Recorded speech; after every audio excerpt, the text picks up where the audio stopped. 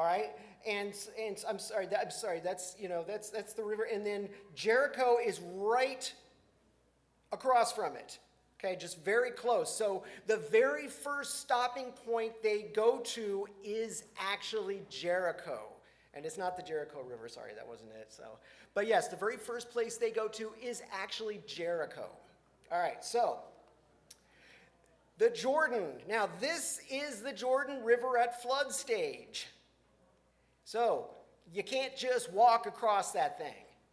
All right, and so try to go through that thing, and with carts and babies and other things, you're not going to be able to do it.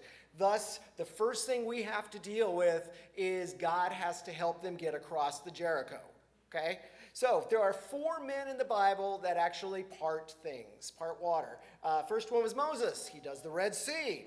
Second one was Joshua. He does this, the Jordan, and third is Elijah, which is also part of the Jordan, and also Elisha, part of the Jordan.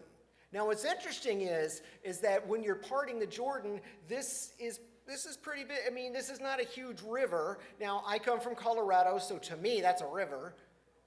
But out here in Pennsylvania, that's kind of a big stream. So, because you guys have some huge things here. Whoever does not have the paper, make sure you guys get the paper, okay? And by the way, just so you know, I put out papers about every 2 to 3 weeks. So I'm doing those on Beatitudes right now. And so if you're not on my mailing list, if you want to be on my mailing list and receive these every 2 to 3 weeks, and they're all about the same size and everything, please let me know and I'll get you added on. Okay, but the thing is, even though these 4 guys did the river and the sea, Jesus always eclipses everything. Because what Jesus did, he didn't just control the fish in the water. Remember when there was a Peter, go out and put your nets in, and they got a big old thing of fish? Hey, controlled that. Not only that, he walked on the water. He also calmed the raging waters and the wind. Okay? He also made sure that coins were found in the fish's mouth. Now, how many fish have you ever pulled up that you get a Roman coin out of? I mean, hey, I get them all the time when I went fishing before, but, most people don't get Roman coins out of there. But, so the thing is, one thing we need to remember about Jesus, everything that he did was, I guess the old expression in the 80s was, to the max. It was huge.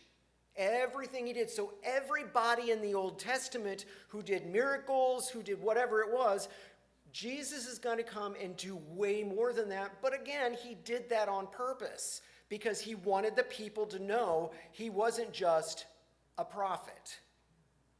Because a prophet can do a little bit. God gives them the power. But Jesus did way more. Anyway. All right, so crossing the Jordan. Joshua completes his first miracle at this point as Israel's leader. Now, again, in the paper, we go over all about Joshua, so I'm not going to go into the backstory about Joshua. So Moses was such a great leader that God had to show that Joshua can do the same thing. Now, this is important. When God raises a leader, he makes it very clear they are the leader, and he proves that they are the leader by doing very specific things. He did that with Moses. He did that with Abraham. Not Abraham. He did that with Moses. He did that with Joshua. He did that with Elijah. He did that with Elisha. The idea is they can do these things, and God wants people to know that God has put his anointing on them. So now, interesting thing is, when they crossed the river, it wasn't just that it slowed down. Okay, now I don't know if you guys have ever crossed a river before, or if it's very, very low level after, when the flood stage is over, it's really muddy. But when they cross this river, it's dry. So there's, no matter what now, and I'll tell you, I love that because all these scientists, well, it probably was that the wind came up and kind of pushed it this way and everything else, blah, blah, blah. No. Wind can do whatever it can do, but ain't going to dry the river like that. That takes a long time to do. So the point is, when God does something, he does it very, very well. Because let me tell you, even if he did part it and it was muddy, their carts and stuff were not going to go through it because there's rocks, there's all these things there. They're going to be getting in the mud. God had to make it dry. So the miracle was very, very, very much from God. So the 12 stones. So what God did is he actually said, hey, I need you guys, each person from a tribe of Israel, the 12 of them, need to grab a stone. Now we're not talking a stone, we're talking a stone. Okay? We're talking big. So they had to grab one from the river. Okay? And the reason why, he said, once you get over the river, you are going to build a little mound of 12 stones. Did you have a question? No, I was just going to say, you didn't mention the river was at flood stage. It was, yes, I did. Because I did mention that, because it was Yep, that's definitely flood stage right there. But good job, thank you. She is awesome. She's such a great helper. So, the thing is, they had to grab a stone, and they had to do 12 of them, and they had to put it from on the other side of where they crossed it. So why did they do that? Well, there is a major reason why, and it's not going to just be here. God is going to do something very specific with Jericho also. Items, and this is what I call items of remembrance. He did that with Abraham. They did that with certain people in the Bible. They built something, they did something, and it remained in that place to remember what God had done. Now, one of my favorite books is Hind's Feet on High Places. I actually have done this in my life for a long time. So in the book Hind's Feet on High Places, this lady, much afraid, goes around, and whenever the shepherd helps her in this book, she takes a stone and puts it in her bag to remember. Now, what I do is that whenever God, when I pray for something and God does, does the prayer, answers the prayer, I keep in the back of my mind all of those things and continue to remind myself about that. Well, God did this for me. And I continually tell myself that. Why is that important? Because it builds my faith. It reminds me that when God does something, he provides. It's by his grace alone, he provides it. I've been doing that for years, and I've been trying, always remind. So when I go into hard times, I go back to the brain and said, okay, God did this. Well, I'm sure he can do whatever he's going to do right now then too. Now, on the other hand, with these guys, what they did was they put those stones there at this very specific point so that from now on till whenever the people of Israel go by the area, stop at the area, they knew this is the place where God did this. This is building faith for the future. It's a future thing. It's not just for them, it's for the people down the road. This is from God. There's 12 stones that came from there. There's no other way they could have got them because you can't just walk in the middle of this flood stage and grab stones. It's a little difficult. So the only way they could have done it is to go and pick it up. All right, so they take those stones, they put in there. It's there to remember things by. God did this for you. God is always going to be with you. All right. After many ups and downs, now the thing is if you want to read about Israel's ups and downs, I would say Numbers is a great book because Numbers has all kinds of interesting stories in there, the kind of problems they had. But I also did last year, 2 years ago, I did a teaching on the Pentateuch, the first 5 books, and I went into each of those things very specifically. So if you're curious about their many ups and downs, you can go back and either read Numbers or go back and watch those videos. That will help you with that. All right, Jericho. Now, Jericho is the first place they come to. They walk out there, they come to Jericho. Hey, it's Jericho. Okay, well, as you can see, Jericho actually is quite fortified. Now, you got to understand, fortified cities were very normal back then. They had walls around them. They have all these big encampments. See, there's a ditch, which usually they put water in. Okay, so they have all these defenses because the thing is, they don't want people walking in and taking over. The walls protect them. And it really did. You're going to see, if you read throughout the Bible in the book of Kings and Chronicles, you're finding that those walls are not easy to be easily breached. Okay? Now, the other thing is interesting is that Jericho was not that big. Jericho was really only about a mile in circumference. So you could walk, if you walk around Jericho, it's 1 mile, and that's not very far. So it wasn't huge. It's not like it was in Nineveh, where they said Nineveh was multiple miles wide. It was huge, you know. And so when Nineveh fell, you know, Joshua went to Nineveh. His place was huge, blah, blah, blah. It wasn't like that. This was a pretty small place. However, you can't just walk in the door and say, we're taking over your city, let me burn everything, and you're going to have to leave. Didn't work that way. Okay? They've got a problem. They got these walls to break down. How's that going to happen? Well, let's see. So, by the way, last week we talked a little bit about a tell. Whenever you read in biblical archaeology, I actually get a biblical archaeology magazine, and I like to read some of the stuff in biblical archaeology in studies for preparing for this. What they're going to say, they found this at tell something something. Okay? If you ever read that on Google, whatever, a tell, say, you know, TEL dash whatever, what that is it's a mound that they find. They walk up, they have this mound that looks like people used to live there. They dig down in that mound, and we're seeing that people did used to live there, and they have artifacts and all kinds of stuff. So whenever you see the word that comes from tell this, or for instance, prehistoric site of Tel El Sultan near Palestinian city of Jericho. Okay, what it is it is an archaeological site that people used to live, and they dig down, and that's what they're doing right there. Okay, so that's what a tell is next. So just so you know, when you read through that.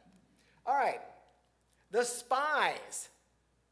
So what they did is that when Joshua said, all right, let's go out and we got to go check this place out. A little reconnaissance action going on. Okay? Oh, and by the way, they went from a place called Shittim. And now I'm just telling what I heard when people say, that place really stinks. So I'm just saying, I don't know. I hear that Shittim is not a place, just had this odor to it that I don't know why. Anyway, it kind of reminds me when I worked at a wastewater treatment plant, which I actually did. So, and that place really stunk also. All right, so Joshua, he sent some spies out. Now, listen, he says, go and look over the land, especially Jericho. All right, so notice, go and look over the land. All right, so what they did, they went into the city and they went directly to a prostitute's house. Now, not sure what their whole thing was with that, but literally, if you really think about it, they literally went just right into the city. It doesn't say they searched out the land, they went in there and found this place, and anyway. But you can infer whatever you want from that. So, they went there. Now, the problem is, they didn't do a very good job of it, because let's read here real quick. The king of Jericho was told, look, some Israelites have come in here tonight to spy out the land. How the heck, if they're spying and they're being stealthy, how did they find out about that? So let's go on. So the king of Jericho said, bring the men, came to me and enter your house, that they, because they have come to spy out the whole land. So I don't think they did a very good job, because if the king found out about it immediately, they were probably not doing that great. But hey, whatever, God still helped them.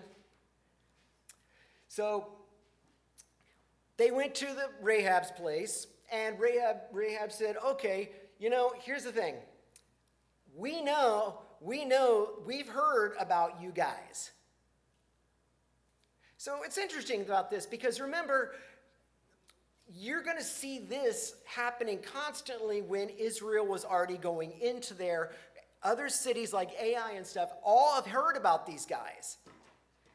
Now, but think about this. 40 years earlier, when Moses said, oh, okay, go on in, they were like, no, they're giants. We can't do this.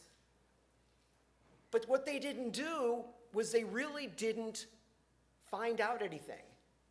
These guys, immediately, they haven't even started conquering yet, and everybody already knows about them.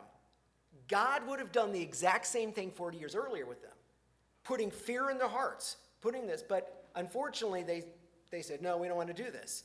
So the thing is, this is something we're going to see over and over and over again, that these guys, this was not a very large amount of people, this people in Israel. They walk in and everybody says, oh my gosh, it's the Israelites, we're going to die. We're going to see that a lot. So which means this had to have been a faith builder for the Israelites, because you walk in, and if you've been in the military, people are like, oh yeah, these guys are easy, we'll take care of these guys. No, the thing is, you're going to say, oh my gosh, we don't want to fight those guys because they kill people. But Israel, God set the precedent, set it up, and they went ahead. And you're going to also find that in the Kings, that quite often you're going to find, and I know what happened with Gideon too, that God is going to go ahead of them, put fear into the people, and before they do anything, their hearts are already going to melt. God fights on the behalf of his people. They should have went in 40 years earlier. It would have been just like this, because that's what God does. All right, now, please swear to me that you will show kindness to my family and blah, blah, blah. Hey, you know what? Now, think about it. I was in the military. I know there's people in the military here. I was in the military. You don't just turn on your country. But these guys knew that this was not going to be a good thing. So she literally turned and said, hey, you guys are going to defeat us. That's how afraid these people were. She said, I know your God is really big. And so she turned and said, no, we're going to, whatever you guys want, let me show you how to do this, because, and that's not the first time. It's going to happen actually in Kings. It's going to happen even during the time of David. Same exact things. They're going to find people to say, oh, nope, here you go. Let me show you how to do it. And get you in there. So then in the end, she said, our lives for your lives, the men assured her. If you don't tell what we are doing, we will treat you kindly and faithfully. And they did. They're very big on that. They treated her very good.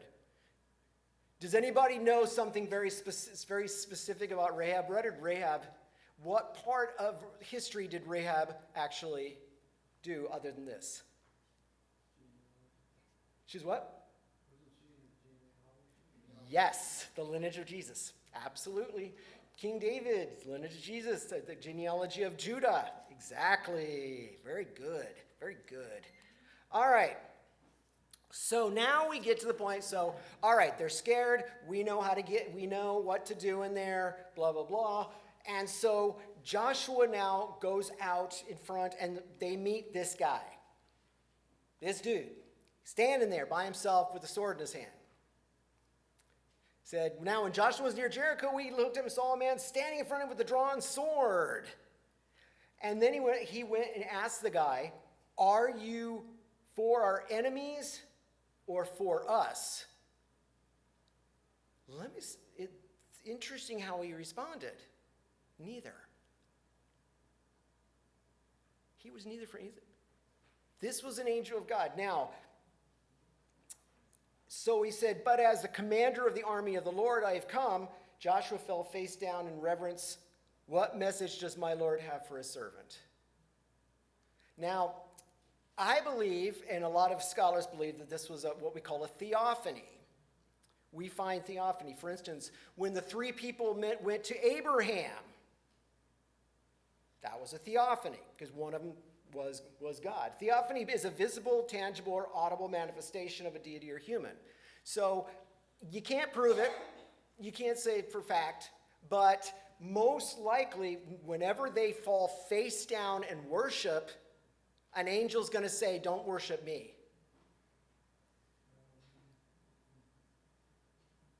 But they allowed him to worship and fall face down in reverence. So anyway, I'm just saying, something to think about.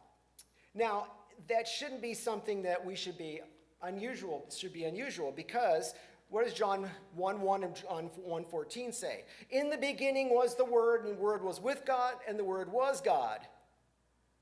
The Word became flesh and dwelt among us. So we know that God will come in the flesh. And it's not just in the New Testament this happened. A lot of scholars believe this happened numerous times in the Old Testament too. So, and that's okay, because that's what it is. Now, does that mean God's a man? No, he's not a man. But the thing is, John says this. He came in the flesh and dwelt among us. Anyway, take that as you will. All right. Holy war in Scripture. Historically, people believed it okay to kill those who were not of their religion. Okay? So we see this in Israel right now, with God saying, take these people out. But the thing is, when it really comes to a holy war, this was not necessarily a holy war. The reason is, God set a very, very set standard of where you could go, who you could go to, what you could do to them, and he puts very specific borders. He put borders. And within those borders, this is what you can do. Once you finish with those borders, you can't do that anymore. Now, once you get out of those borders, you now have the ability, and this is very interesting, that one of the things in Deuteronomy it talks about, in Numbers it talks about, is once you get out of those borders, you can actually make treaties with people. Within the borders, you cannot. They've got to all go. Okay?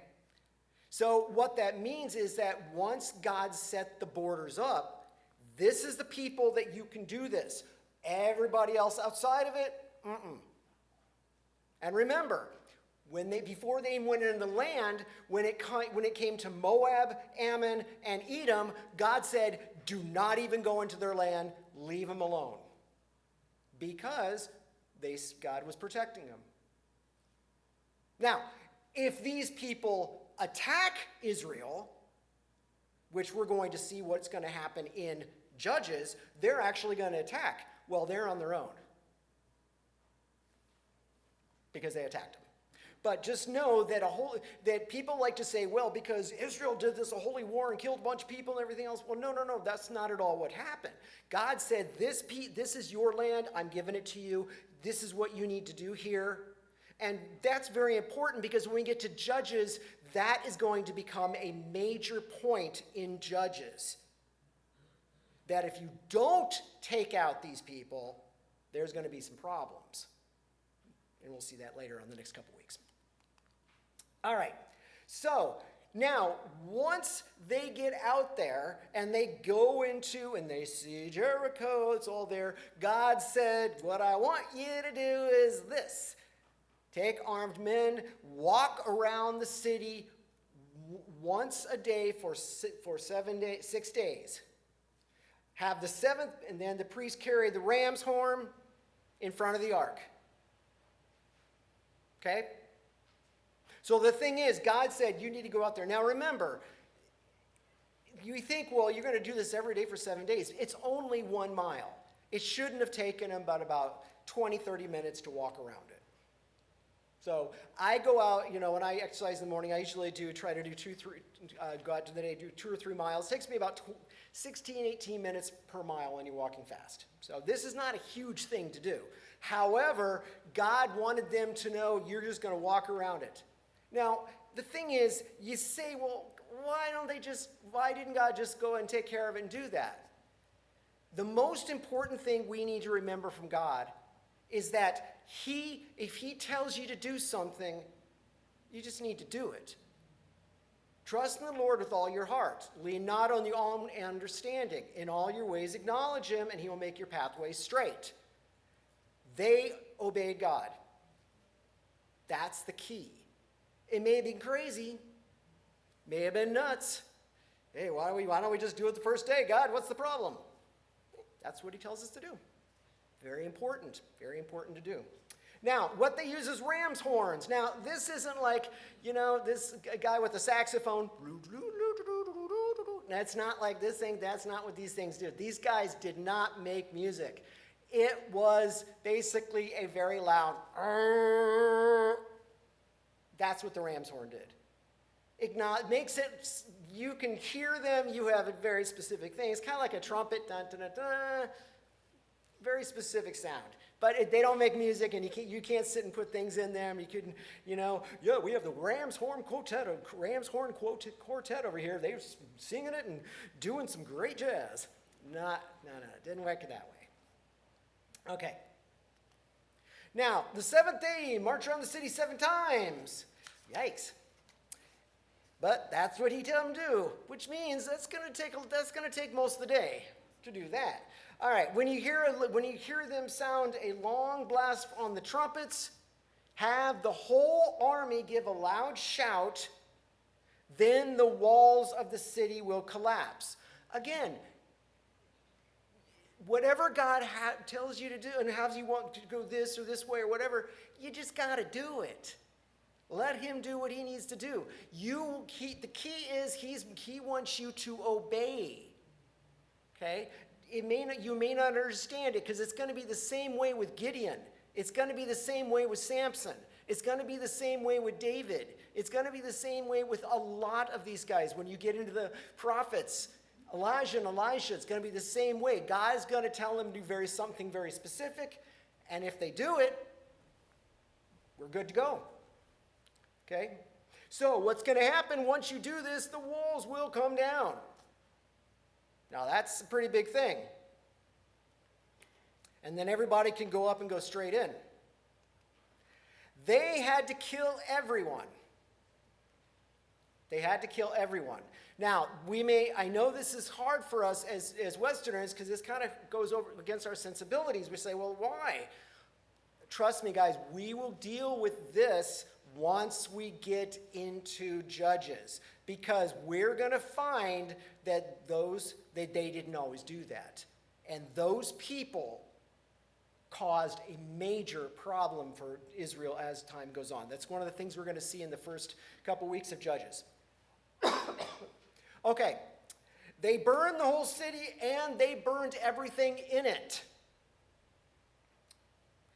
God said everything must be burned. Don't take their food, don't take their cattle, don't take their clothes, don't take anything.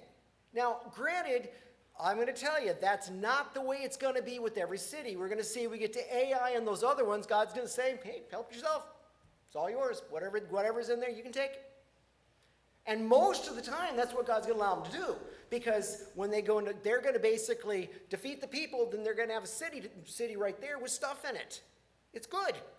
But this one, you can't do it. Well, we're going to see a problem with that here in just a minute. So they burned the whole city, okay? And but the thing is, what they did was they were able to take the gold, silver, and bronze. They can put that in the treasury. Now, just so you know, gold, silver, and bronze is not going to be something that's going to be put, for money per se. It's going to help set the tabernacle up. Because remember when they left in Exodus they left, and God and the people gave them all kinds of stuff. 1 year later, that stuff what came to use in setting up the Ark of the Covenant. Now, granted, they were there, Aaron did a really big dumb by set up a golden calf with it, but anyway, that's beside the point, yeah.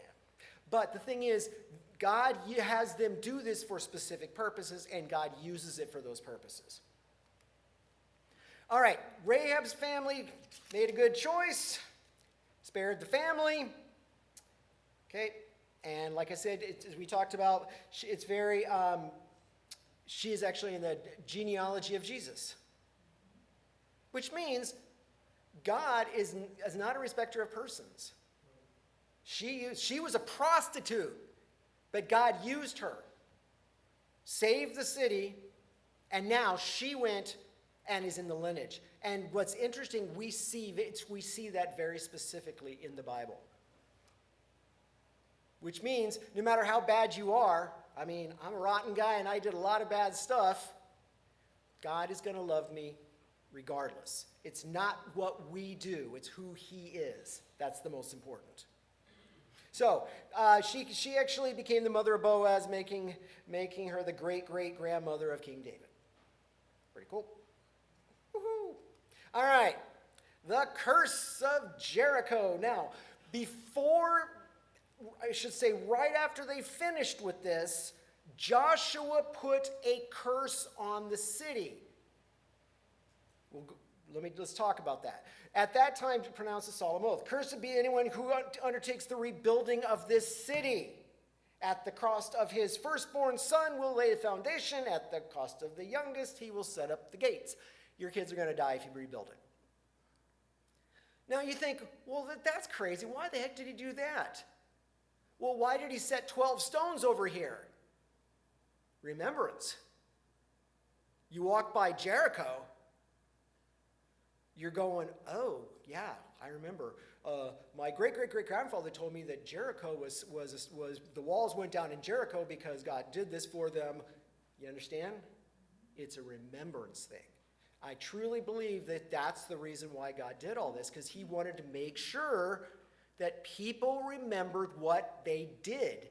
Now, you're going to see this as part of the law. If you read the law in the Pentateuch, it's going to say, remind your children. Talk about it when you get up. Talk about it this. Talk about it that. He wants you to continue to do this and remember this stuff and remind each other what the law says, because it's important, because it's going to build your faith to remember what God did. Now, this is important also. This is why we need to read the Bible every day. We have to keep things in our mind. We get enough junk from the world. We got to put good stuff in, so we need to read the Bible every day, because it will help our faith and help us to remember what God has done for us. All right. So what the curse means, it does not mean. Now, it doesn't mean you can't go back to Jericho.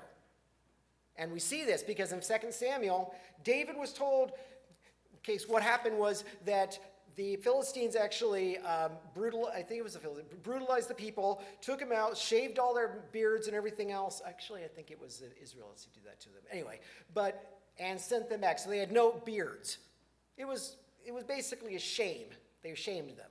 What David said, all right, go to Jericho, stay there, hang out there till your beards have grown. So the curse wasn't the place. The curse was the rebuilding of the place. So, now the fulfillment of the curse. Now this is where it actually gets crazy, because we get to Ahab. Ahab and Jezebel were pretty bad guys. Now I taught this last year. If you want to learn about Ahab, I did a whole study. We did the kings and the prophets last year, and we talked about Ahab. Ahab was a crazy guy. So in 1 Kings 16:34, Ahab's time. He rebuilt Jericho. Dummy, don't do that. He laid the foundation at the cost of his firstborn son. His son died after he did that. He set up the gates at the cost of his youngest son, in accordance to what the Lord said. He was trying to rebuild it as a fortified city for himself. But we've got to remember, Ahab was a Baal worshiper, which we'll talk more about Baal in a couple weeks. But he was a Baal worshiper. He wasn't a worshiper of God. He didn't listen. Paid the price for it. Okay, now let's talk about Achan. Achan was, okay, now this guy wasn't the brightest guy in the world, but not a good thing. So Joshua 7:1, the Israelites were unfaithful in regard to the devoted things. Wait a minute. The Israelites, plural? Think about that for a minute. Achan, son of Carmi, son of Zimri, son of this guy, whatever, the tribe of Judah took some of the stuff he wasn't supposed to do that. So the Lord's anger burned against Israel as a whole. Wow. That's pretty hardcore. All right. So, but the thing is, no one knew about it yet. And so Joshua's like, all right, we're going to go. Let's go over there and let's go to Ai. This will be easy. Last one was easy. We're going to do this one easy. So Joshua sent men to Jericho, from Jericho to Ai, which is near Beth-aven, a little ways away. Go up and spy out the region. Okay, well, they really didn't do that. Again, the second time, they didn't really do a good job of it. Then they returned to Joshua. Not all the army has to go. Yeah, we'll send a few people. It'll be good to go. All right, now, so first and foremost, Joshua listened to what they said. What did Joshua do wrong? He listened to them, and he did what they said. What did he do wrong? Yes, sir. I'm sorry? Oh, Earl and Thuram. Right. You're right. He did not ask God. This is not going to be the first time. So Joshua's a great guy, and we talk a lot about that. And you're right. The Urim and Thummim, yep, they did. So basically the idea of going to God. So he didn't go to God. And let's see what happened. So he goes into saying, send 2,000 or 3,000 men to take it. Don't worry about it. Only a few people live there. Okay.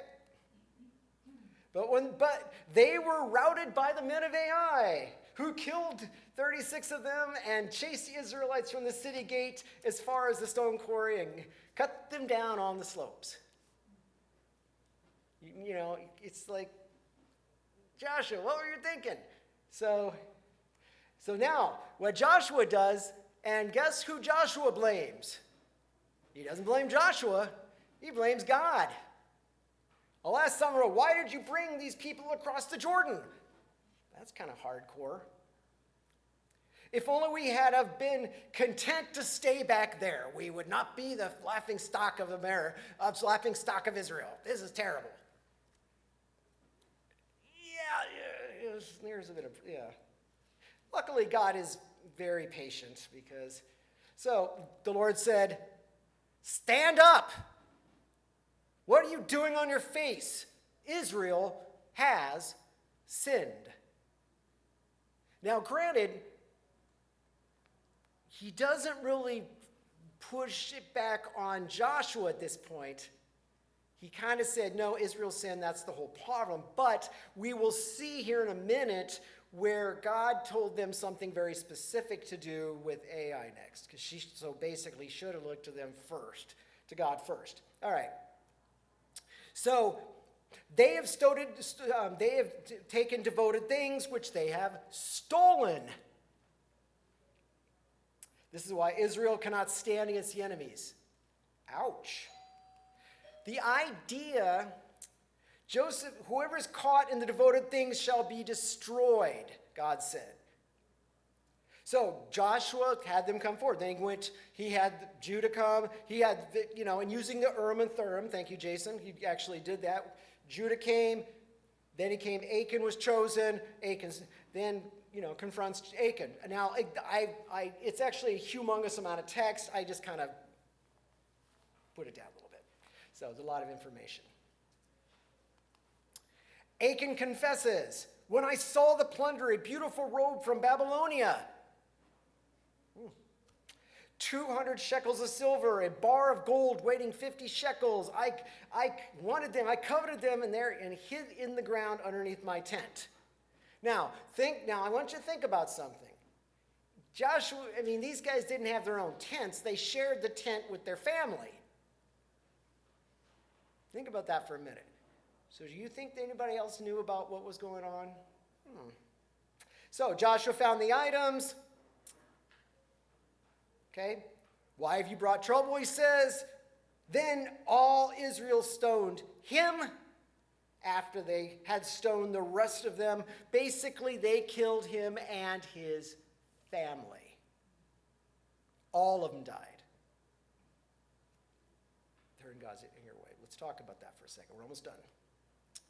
Single through corporate sin. There's very interesting because this is actually part of the law. Deuteronomy, parents are not to be put to death for their children, nor children put to death for their parents. Each will die for their own sin.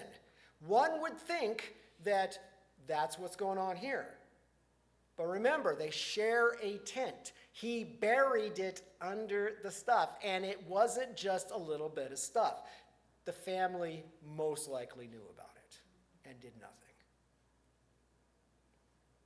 However, that's true about single sins, but what about people from families or towns, like the ones we're dealing with? Let's talk about it. If you hear that one of your towns, the Lord says, giving you, that troublemakers have arisen among you and led the people of their own town astray, then you are to inquire about it. So basically, this is people plural.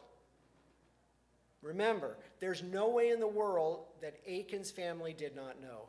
And because they did not say anything, God did it as a corporate sin. That's corporate sin. So do you see the difference? And I'm going to tell you, I remember the time that this man here had the great question of that a few years ago, asked that. And that's the exact same thing. People are not judged for their parents' sins. But this is not a judging of parents' sin. This is a judging of corporate sin, meaning the whole family was in on it because they could have done something. So, and you are to put to the sword all who live in the town, must destroy it completely. All right. Sins of the family in obeying God. Achan's family tried to hide what they did. Okay? They tried to cover it up. Like these guys put their good shades on and say, "Yeah, we're good. We got nothing, man. Yeah, we don't have any Babylonian coats. Oh, did I say that? No, we don't have anything at all." The point was, he did that. Now, and I know it's hard for us because we're like, well, it's just Achan did it, but the reality is God sees it as a corporate thing. And the thing is, God wants them to understand that when one person in Israel, or two people, or three people, or four people just begin to go down these roads, you got to nip it in the bud because it's going to continue, and it's what's going to happen when we get to Judges. Okay? We're going to see all of this stuff in Judges. So God seems very mean and nasty here, but I tell you, once we get to Judges and we start seeing what people start doing because of this kind of stuff, you're now going to say, oh yeah, now I understand. Okay?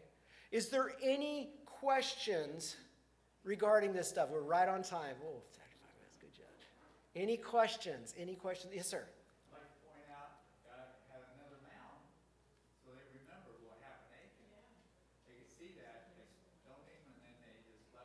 Yeah, that's exactly right. You are. You're supposed to do that. And the key was that was the idea, that you're supposed to leave it out. That's one of the reasons why that they actually put people on poles. Now, they were supposed to keep them overnight, but they put them on poles so that everybody would see the sin of the people, what the people did. Any other questions? Good job. Great job. Any other questions or problems? Moans, groans, gripes, complaints? All right, we're going to